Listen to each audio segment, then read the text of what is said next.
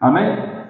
Na verdade, já vamos aproveitar que a gente está em Romanos 8. Vamos ler o Romanos 7, verso 24 e o 25, para a gente adentrar mais certeza na mensagem. Amém? 7:24 está escrito assim: Miserável homem que eu sou, quem me libertará do corpo sujeito a esta morte? Graças a Deus por Jesus Cristo, nosso Senhor, de modo que com a mente eu próprio sou escravo da lei de Deus, mas com a carne da lei do pecado. Amém?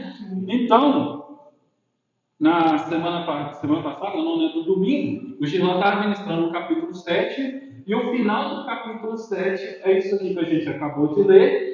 E aqui a gente vê que o capítulo 7 estava indo de uma maneira a gente voltar a ter aquele mesmo sentimento que a gente estava tendo quando a gente estava no capítulo 1, quando a gente estava no 2, quando a gente estava no capítulo 3, onde a nossa natureza é revelada, onde a nossa natureza pecadora é revelada, onde a nossa natureza que nos leva para caminhos tortos, para caminhos errados, para caminhos que não agradam ao Senhor, é revelada. Por isso que o verso 24, miserável homem que sou. Porque essa é a situação de todos nós, quando nós não temos sobre nós a graça do Senhor Jesus e a graça de Deus.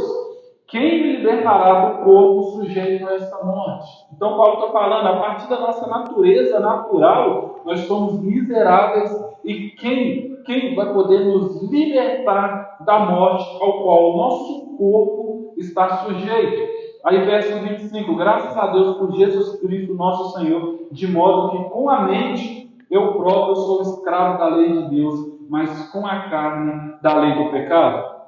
Então, Paulo ele apresenta essa dualidade, onde com a mente, com o nosso espírito, nós somos escravos da lei de Deus. Nós queremos seguir a lei de Deus, nós não queremos mentir, nós não queremos roubar, nós não queremos fazer nenhuma dessas coisas más lá fora, com a mente. Porém, com o corpo, com a nossa carne, nós ainda somos escravos da lei do pecado. E essa lei do pecado tenta nos levar até atitudes ruins, a fazer coisas ruins e a fazer coisas que não agradam ao nosso Deus. Então nós temos essas duas naturezas em conflitos, nós temos essas duas leis dentro de nós, e essas duas leis tentam nos regir e tentam nos levar a cometer ações que vão ou agradar a Deus ou agradar ao Pai. Amém?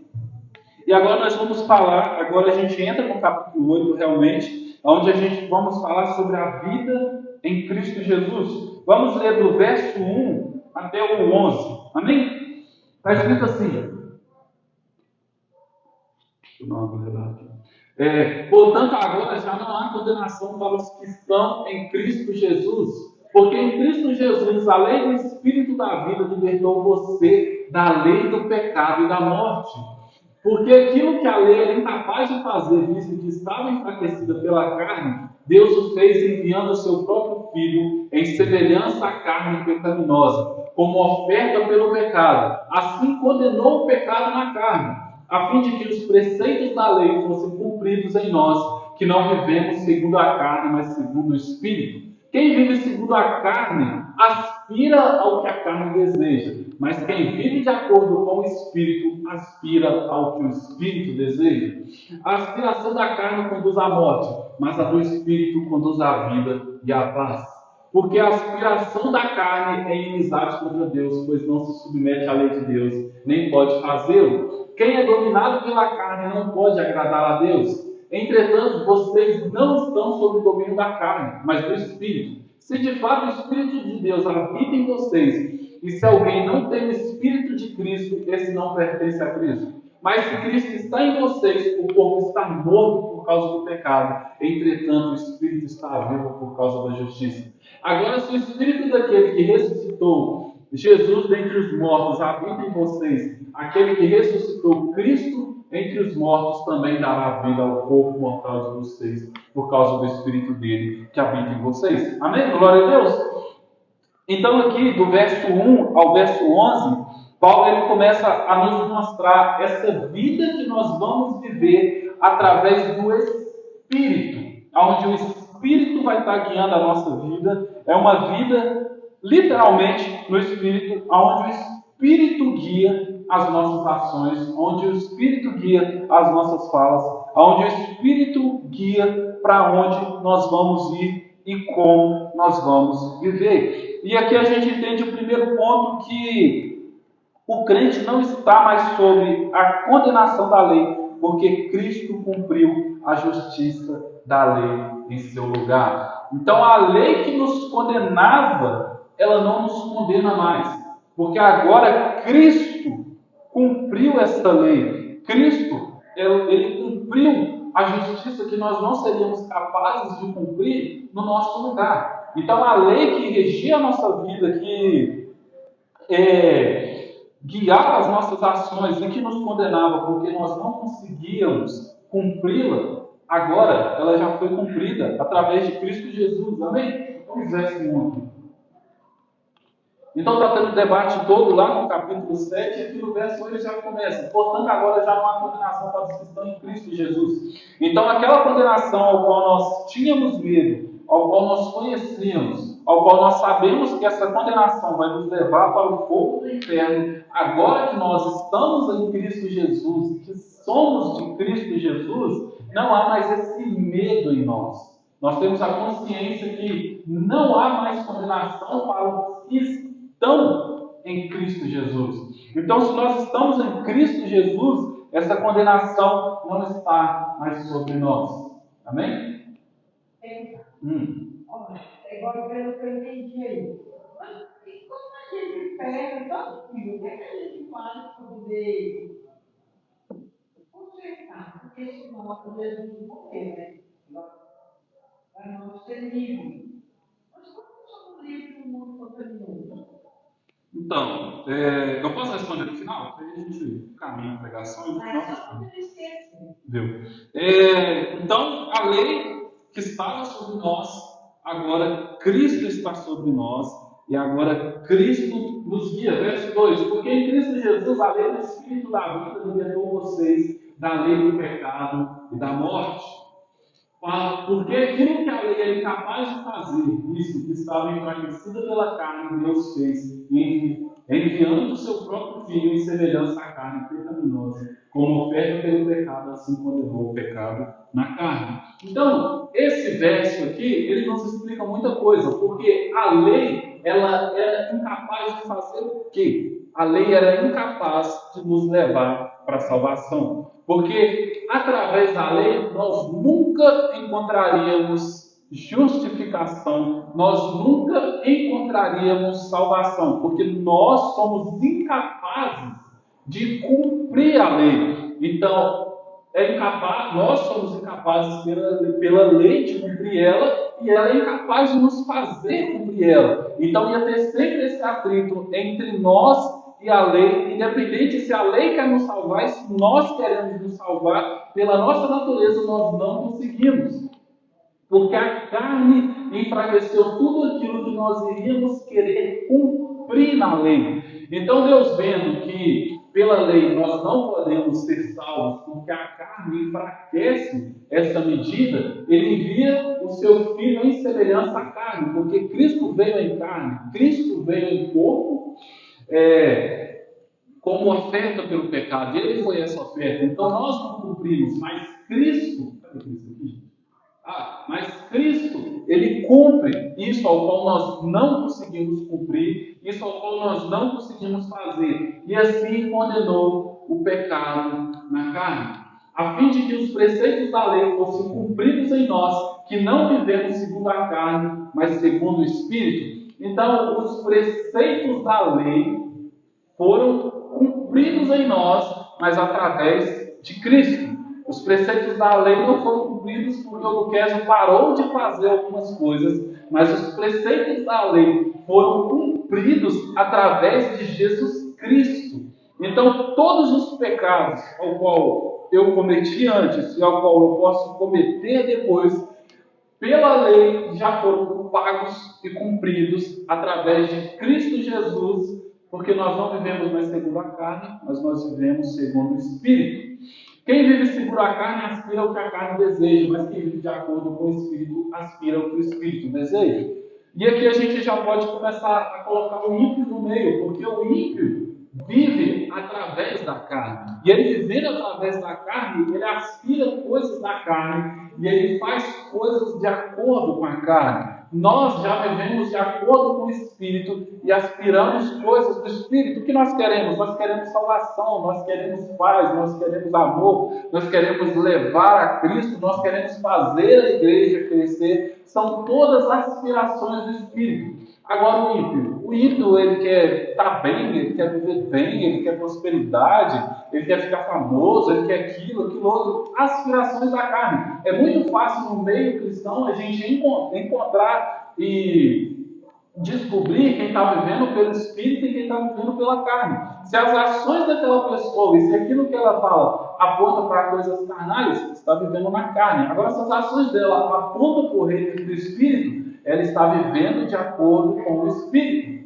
A aspiração da carne conduz à morte, mas a do Espírito conduz à vida e à paz.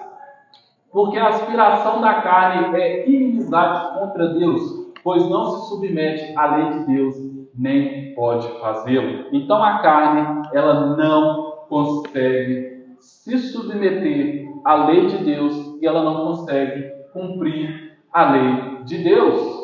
Quem é dominado pela carne não pode agradar a Deus. O ímpio está 100% aqui, irmãos. Então, quando, igual já foi até perguntado aqui na igreja, o ateu ele vai para o céu? O ímpio não. Quem é dominado pela carne, ele não pode agradar a Deus. O ímpio não pode agradar a Deus. Ah, mas o fulano lá é tão legal, ele só não acredita em Jesus. O ímpio não pode agradar a Deus, porque quem é dominado pela carne não pode agradar a Deus. Não é questão do que a pessoa faz ali ou faz lá ou aquilo, não. Agradar a Deus é aceitar a Jesus como seu único, suficiente Salvador e viver através do que o Espírito nos faz viver. Isso é agradar a Deus.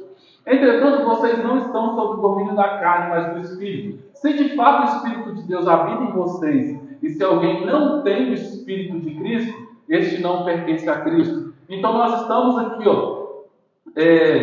não estamos sob o domínio da carne, mas estamos sob o domínio do Espírito, se o Espírito de Deus habita em nós. Mas se alguém não tem o Espírito de Cristo, de Deus, tem o Espírito de Cristo, este não pertence a Cristo. Amém? Acho que isso aqui é tranquilo. Mas se Cristo está em vocês, o corpo está morto por causa do pecado. Entretanto, o Espírito está vivo por causa da justiça. Essa é aquela luta que tem entre a carne e o Espírito. Se nós estamos em Cristo, estamos vivendo ou tentando viver de acordo com Cristo, o corpo, a carne, ela está morta pelo pecado e nós estamos vivos, vivendo por causa da justiça e do Espírito. Amém? Agora, se o Espírito daquele que ressuscitou Jesus dentre os mortos habita em vocês, aquele que ressuscitou Cristo dentre os mortos também dará vida ao corpo mortal de vocês, por causa do Espírito dele que habita em vocês. Aqui já é um quesito de salvação, quando vier e nós iremos ressuscitar para a glória e tudo mais. Mas o que dá para a gente tirar aqui é que o Espírito que ressuscitou Jesus dentre os mortos, ele habita em nós e ele vai nos ressuscitar também dentre os mortos. Tudo por causa de Cristo e tudo por causa desse Espírito que nos guia e desse Espírito que nos leva. Então, aqui a gente entende, lembra da justificação? Que a justificação é algo definitivo. O Espírito aplica o que Cristo conquistou. Então, Cristo conquistou a salvação. O Espírito aplica isso entre nós. Cristo conquistou, viveu em santidade. O Espírito aplica isso em nós. E ele vai aplicando todas essas coisas em nós. Então, nós não precisamos mais viver sob culpa constante. E o cristão, ele não vive pelo medo, mas ele vive pela certeza da aceitação em Jesus Cristo. Mesmo sendo pecadores, mesmo a gente vivendo errado às vezes, a nossa certeza é em Cristo Jesus. E a nossa certeza é a salvação em Cristo Jesus e nesse Espírito que nos leva para a vida eterna. O Espírito que habita em nós, ele garante vida, não apenas a vida futura, mas também a vida aqui na terra. Amém? Vamos para o 12. Portanto, irmãos, somos devedores. Vamos ler do 12 ao 17. Portanto, irmãos, somos devedores não à carne, para vivermos sujeitos a ela. Pois se vocês viverem de acordo com a carne, morrerão. Mas se pelo Espírito fizerem morrer os atos do corpo, viverão. Porque todos os que são conduzidos pelo Espírito de Deus são filhos de Deus. Pois vocês não receberam o espírito de escravidão para novamente temerem, mas receberam o espírito que os torna filhos por adoção, por meio do qual clamamos, Abba, Pai. O próprio Espírito testemunha ao nosso espírito que somos filhos de Deus. E se somos filhos, também somos herdeiros de Deus e co-herdeiros com Cristo, se de fato sofremos com Ele, também com Ele seremos glorificados.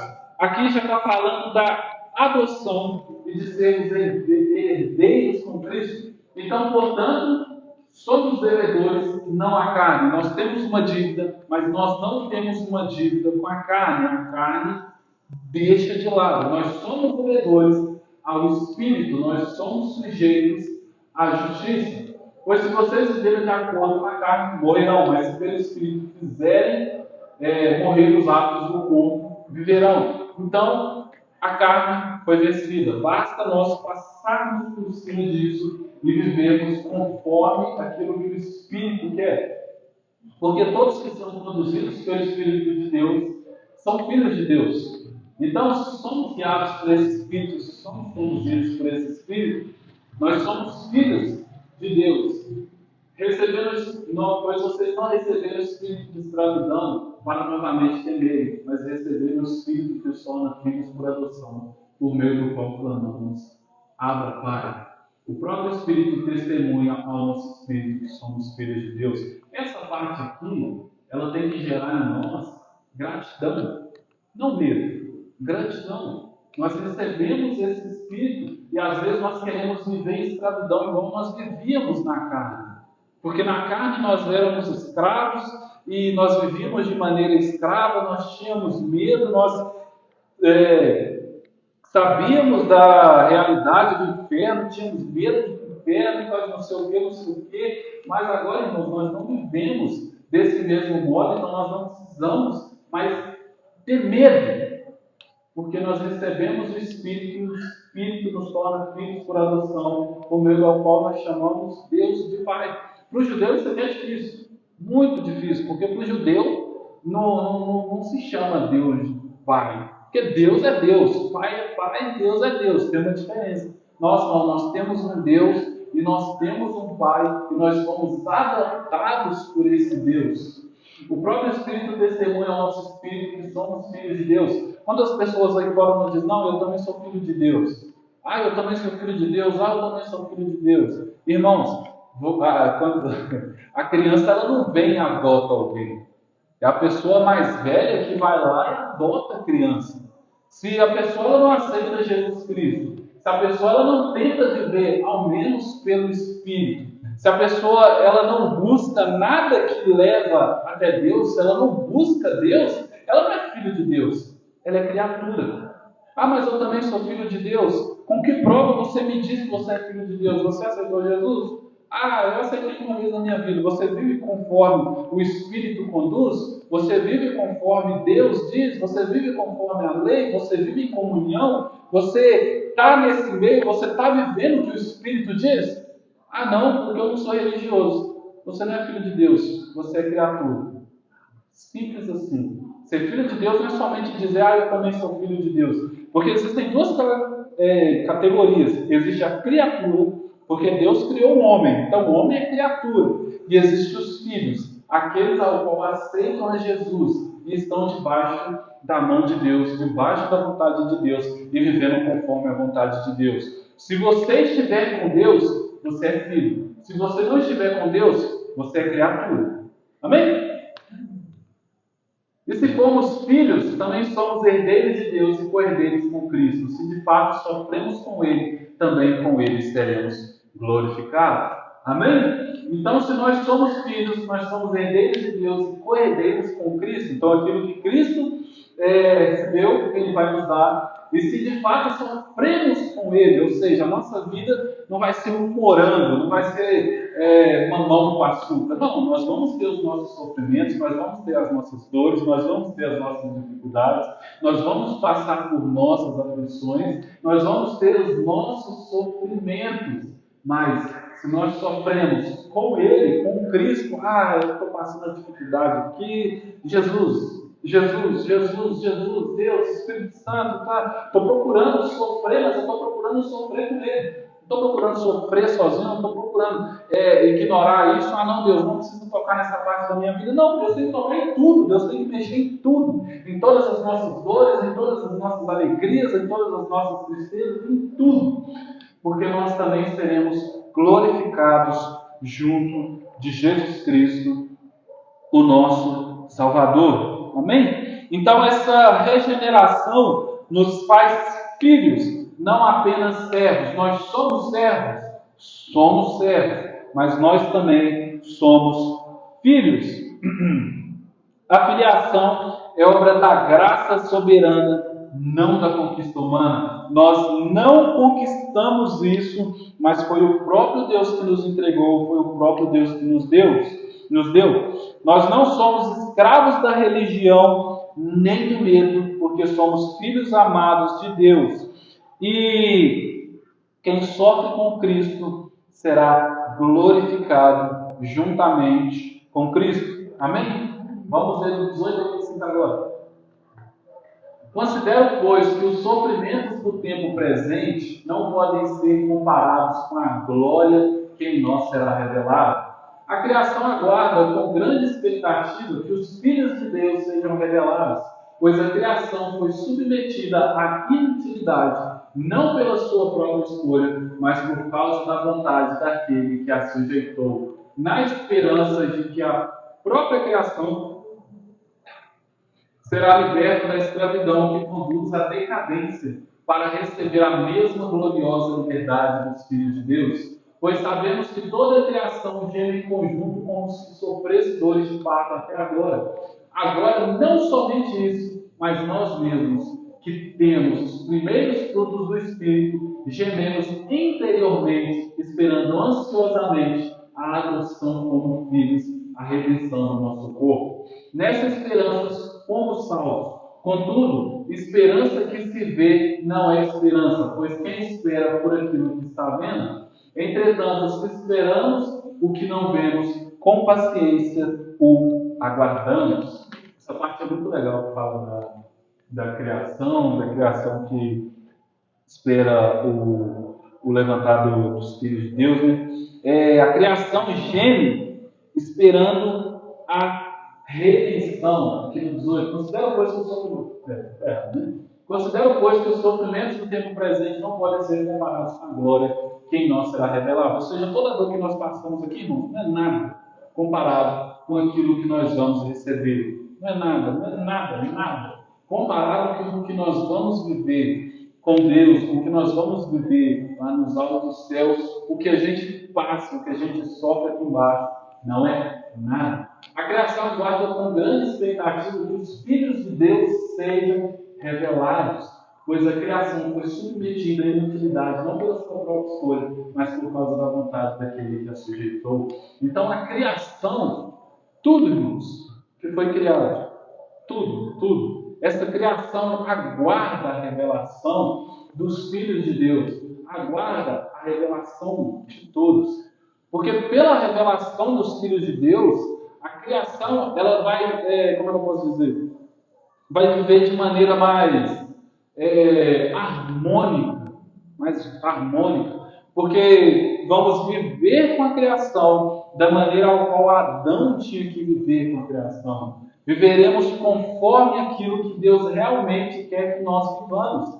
Então, quando nós não estamos debaixo da mão de Deus, debaixo da vontade de Deus, nós temos essa própria rixa com a própria criação que Deus fez. Se a gente for lembrar quando Caim matou Abel, a terra avisou o Senhor, a terra clamou por aquele sangue que foi derramado nela. Então nós temos o homem sendo desligado de Deus quando o homem peca, depois nós temos o homem sendo desligado dele mesmo, que é quando Adão aponta para Eva, e é quando Caim mata Abel também. E nós temos também esse desligamento do homem com a própria terra, que é quando aquele sangue jorra na terra e a terra clama para Deus para que aquilo seja, como eu posso dizer, consertado, arrumado, ajeitado. Então, o homem, no momento de pecado, nós tivemos inimizade com praticamente tudo. Tudo.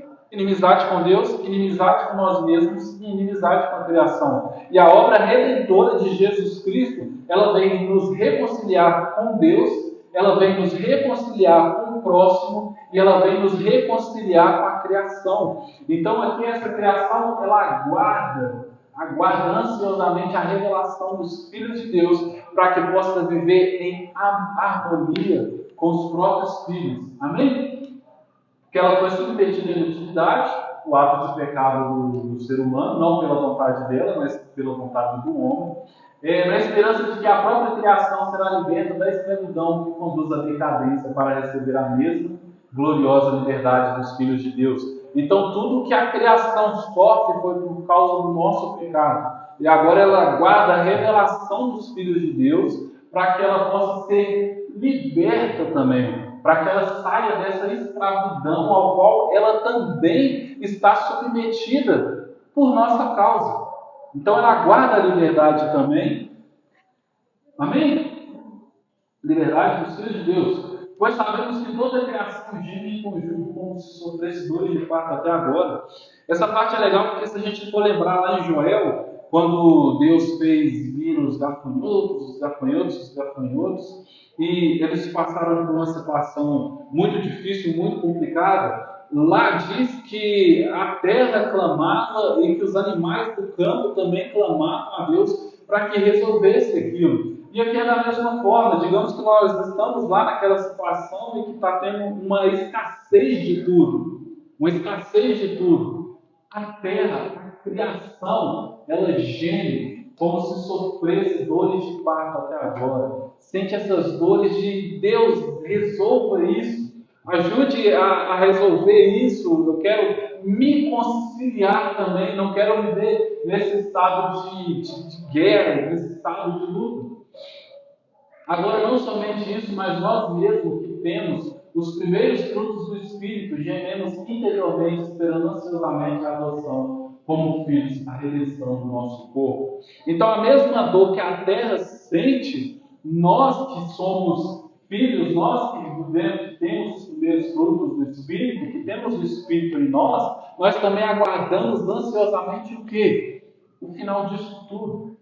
Para que nós possamos viver em harmonia com Deus, para que nós possamos viver em harmonia com nós mesmos, para que nós possamos viver em harmonia com a terra ao qual nós pisamos. Então nós esperamos, qual é a vontade do crente? Que isso acaba logo, que Jesus Cristo volta, que as almas sejam salvas, que a gente possa viver no paraíso, que a gente possa viver com Deus, que a gente possa viver com Jesus Cristo, com todo mundo bem. Esse desejo que nós temos, a terra tem, as criaturas têm, todos temos em nós. Então nós aguardamos ansiosamente esse momento de redenção do nosso corpo e, claro, de todas as outras coisas ao qual vai ter essa redenção também. Nessa esperança fomos salvos, contudo, esperança que se vê não é esperança. Porque quem espera por aquilo que está vendo? Essa parte é maravilhosa, porque a fé é isso. A fé é não ver, mas crer. É a certeza das coisas que não se veem. E a esperança, nessa esperança fomos salvos. E a esperança é isso. Nós não vemos, mas nós cremos. Nós temos a certeza e a confiança de que Deus vai fazer sim. De que Jesus Cristo, Messias, vai voltar de novo. Nós vamos subir para a glória. E toda essa bagunça vai se reorganizar. Amém? Entretanto, esperamos o que não vemos com paciência. o aguardamos. Então, não, está demorando. Aguarde, espera, tenha paciência, porque Deus vai cumprir isso e Deus vai fazer aquilo ao qual Ele vai fazer, né? Amém. Então, o sofrimento não é sinal de abandono de Deus, mas é de esperança viva. Nossa expectativa deve estar no que virá, não naquilo que nós vemos. Amém? Vamos ler do 26 ao 30. Da mesma forma, o Espírito nos ajuda em nossa fraqueza, pois não sabemos como devemos orar, mas o próprio Espírito intercede por nós com gemidos inexprimíveis. E aquele que sonda o nosso coração conhece a mente do Espírito, porque o Espírito intercede pelos santos de acordo com a vontade de Deus. Sabemos que todas as coisas contribuem juntamente para o bem de todos aqueles que amam a Deus, dos que foram chamados de acordo com o seu propósito. Pois aqueles que de antemão conheceu também os predestinou para serem conformes à imagem do seu Filho, a fim de que ele seja o primogênito entre muitos irmãos.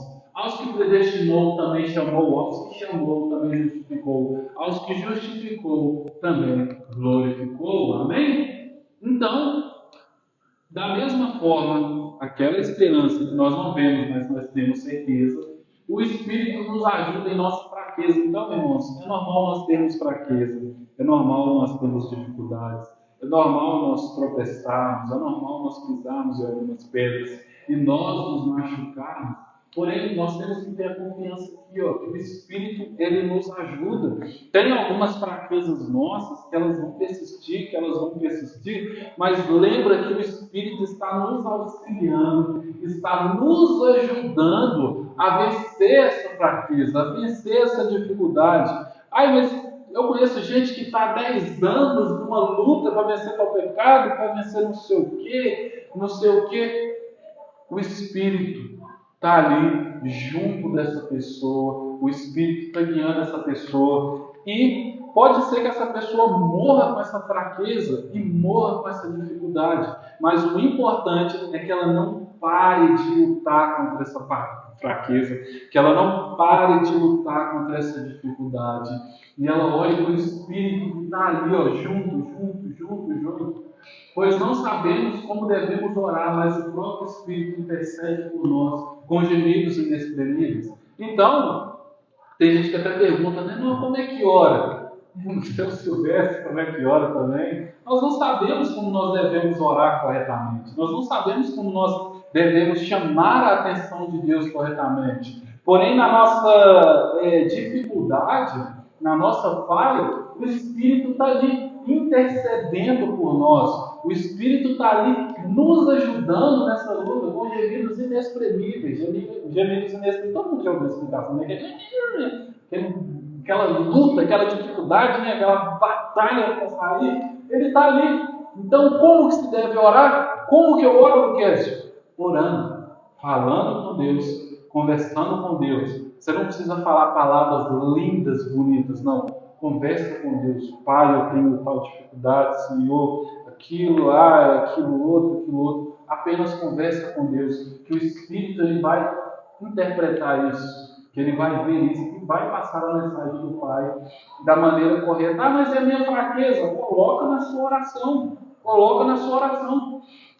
E aquele que sonda o nosso coração, o próprio Deus, conhece a mente do Espírito, porque o Espírito intercede pelos santos de acordo com a vontade de Deus. Então, essa intercessão que está acontecendo é da própria vontade do Pai. É da própria vontade do Pai essa intercessão dele pelos santos. Quem são os santos? Somos nós. Lucas, mas eu pequei aquilo outro. Nós somos santos em processo de santificação. Nós nunca vamos estar perfeitos. Nós sempre vamos estar caminhando para chegar no nosso melhor, irmãos. E mesmo assim, o nosso melhor não vai ser aquela coisa surpreendente. Mas é importante nós sabermos que nós somos os santos, que estamos nos tornando santos ainda. Amém? Sabemos que todas as coisas contribuem juntamente para o bem de todos aqueles que amam a Deus, dos que foram chamados de acordo com o seu propósito. Lembrando, está falando de salvação. Lembra? Esse aqui praticamente é só salvação. Então sabemos que todas as coisas contribuem juntamente para o bem de todos aqueles que amam a Deus. Todas as coisas que nos levam para a salvação. Eu estou tentando comprar um carro, não sei o que, todas as coisas. Você está interpretando o versículo erradamente. O versículo está falando de outra coisa, o texto está falando de outra coisa, está nos apontando para outra coisa. Contribui juntamente para o bem de todos aqueles que amam a Deus. É necessário amarmos a Deus? Mas eu sei que todo mundo aqui ama. Dos que foram chamados de acordo com o seu propósito. Então, esses que amam a Deus foram chamados de acordo com o propósito do próprio Deus. Pois aqueles que de antemão conheceu, também predestinou para serem conformes à imagem de seu Filho, a fim de que ele seja o primogênito entre muitos irmãos. Isso aqui, sexta-feira purinha, né? Pois aqueles que de antemão conheceu, também os predestinou. Então, Deus nos conheceu antes e nos predestinou antes, nos chamou para nós sermos conforme a imagem de Jesus Cristo, a fim de que ele seja o primogênito. Jesus é o primeiro, entre muitos outros irmãos, e eu não é santelinho. Aos que predestinou, também chamou. Aos que chamou, também justificou. Aos que justificou, também glorificou. Essa que é toda a nossa caminhada, irmãos. Nós nem nascemos ainda, mas Deus já tinha predestinado. Quando nós nascemos,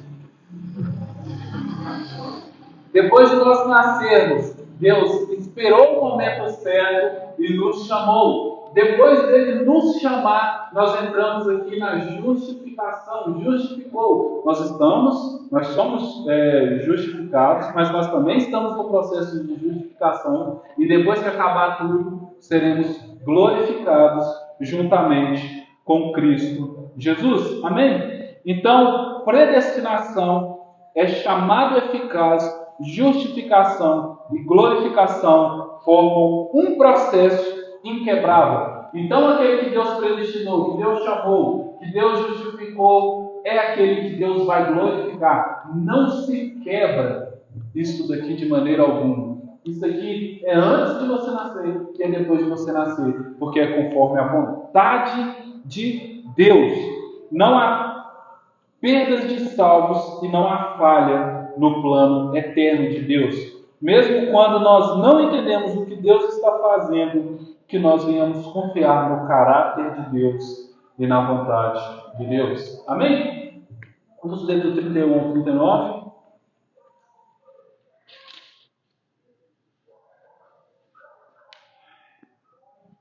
Deixa eu me dar tempo. Que diremos, pois, diante dessas coisas? Se Deus é por nós, quem será contra nós?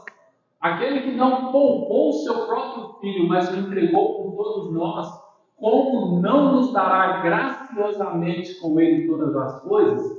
Quem fará alguma acusação contra os escolhidos de Deus? É Deus quem os justifica. Quem os condenará? Foi Cristo Jesus que morreu e mais, que ressuscitou. Ele está à direita de Deus e também intercede por nós. Quem nos separará do amor de Cristo? Será tribulação, ou angústia, ou perseguição, ou fome, ou nudez, ou perigo, ou espada? Como está escrito, por amor de ti, enfrentamos a morte o dia inteiro, somos considerados como ovelhas destinadas ao matador. Mas em todas essas coisas somos mais que vencedores por meio daquele que nos amou. Pois estou convencido de que nem a morte, nem a vida, nem os anjos, nem os demônios, nem o presente, nem o futuro, nem poderes, nem altura, nem profundidade, nem ninguém em toda a criação será capaz de nos separar do amor de Deus que está em Cristo Jesus, o nosso Senhor. Amém? Vamos voltar no 31.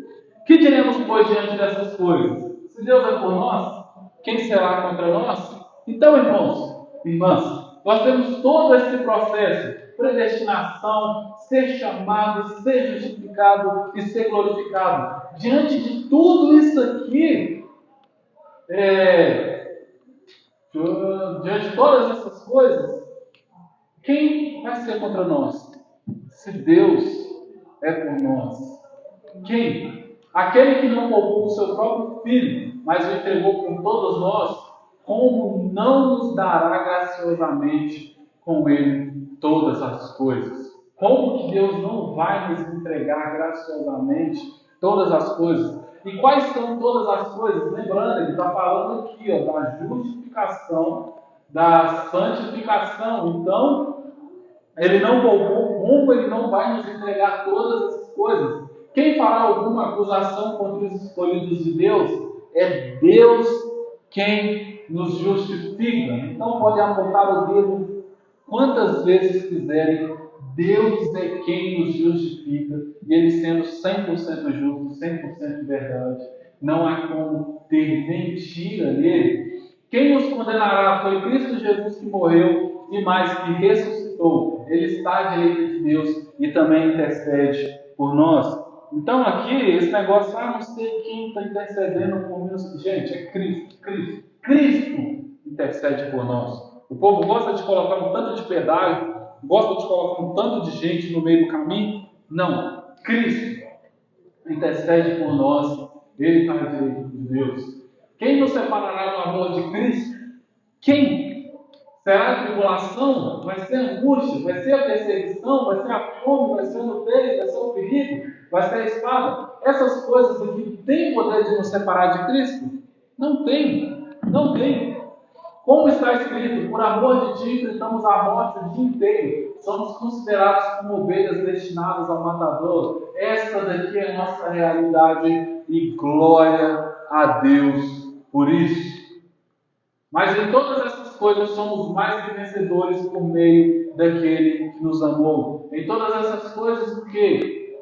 Morte, ovelhas destinadas ao matador. Mas nisso nós somos considerados mais que vencedores por meio daquele que nos amou. Dificuldade, luta, tribulação, dificuldade, mais que vencedores por meio daquele que nos amou. Pois estou convencido de que nem a morte, nem a vida, nem os anjos, nem os demônios, nem o presente, nem o futuro, nem o poder, nem a altura, nem a profundidade, ninguém, nada em toda a criação é capaz de nos separar do amor de Deus que está em Cristo Jesus, o nosso Senhor. Então, olha o tanto de coisa que Paulo colocou aqui. Cada uma dessas coisas tem os seus poderes, mas nada diz. Pode todas elas darem a mão para tentar nos tirar desse amor de Cristo, nada vai nos separar do amor de Cristo. Nada vai nos separar do amor de Deus. Nada vai nos tirar esse processo de predestinação, de chamado, de justificação e de glorificação. É tudo mediante o poder de Deus, tudo mediante a vontade de Deus, tudo mediante a mão de Deus, tudo mediante o nascimento de Jesus Cristo, a vida de Jesus Cristo, a morte de Jesus Cristo, a ressurreição de Jesus Cristo. Isso tudo aqui é um plano perfeito, sem falhas, e que vai se cumprir 100% de certeza. Lembrando que a nossa esperança está 100% de mão dada com esse capítulo 8 de Romanos. Amém? Glória a Deus! Então, esse é o capítulo 8 de Romanos. É um capítulo dificílimo, porque tem muita coisa importante nele. Mas eu acho que deu para a gente aprender várias coisas, entender. Amém. Amém. Glória a Deus. E o bom do capítulo 8 é que a gente, sempre que lê ou escuta a pregação, a gente sempre sai com um sorriso, né? Com felicidade, porque é perfeito. Ele sintetiza perfeitamente a vontade de Deus. Perfeitamente. Então é maravilhoso. Concluindo, o amor de Deus é invencível. A salvação é segura porque está na mão de Deus. Podemos duvidar de nós mesmos, mas nunca duvidemos do amor de Deus por nós em Cristo. Mesmo diante da tribulação, da angústia, perseguição, da fome, do perigo, da espada, de qualquer uma dessas coisas, nada vai nos separar do amor de Deus. Então, lembrando, nós não estamos mais condenados, mas nós vivemos livres em Cristo Jesus. Nós somos filhos, não escravos. Nós temos que orar como filhos amados. O nosso sofrimento não é em vão, porque Deus está formando glória, né, em nós.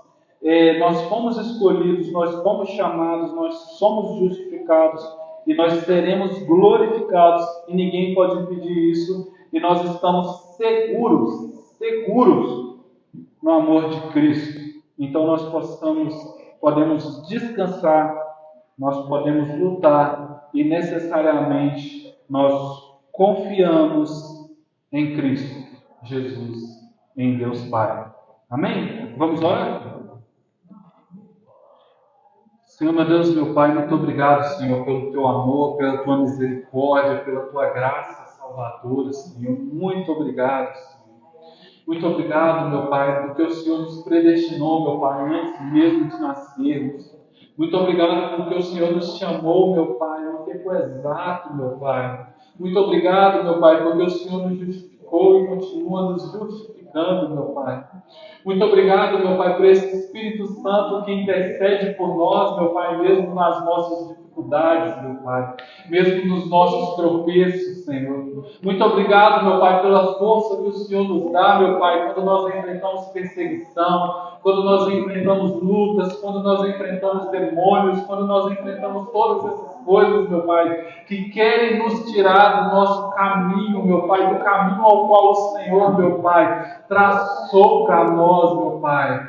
Oh, meu Pai, muito obrigado pelo Espírito, meu Pai, que nos dá força diante de todas as lutas, diante de todas as dificuldades, Senhor. Muito obrigado, Senhor, porque nada no nosso passado pode nos tirar do Seu amor, nada no futuro pode nos tirar do Teu amor, Senhor. Muito obrigado. Muito obrigado, Senhor, por nos colocar nesse plano perfeito Seu, meu Pai, debaixo da Tua vontade santa, filhos amados, irmãos, meu Pai, do primogênito amado por Ti. Muito obrigado, Senhor.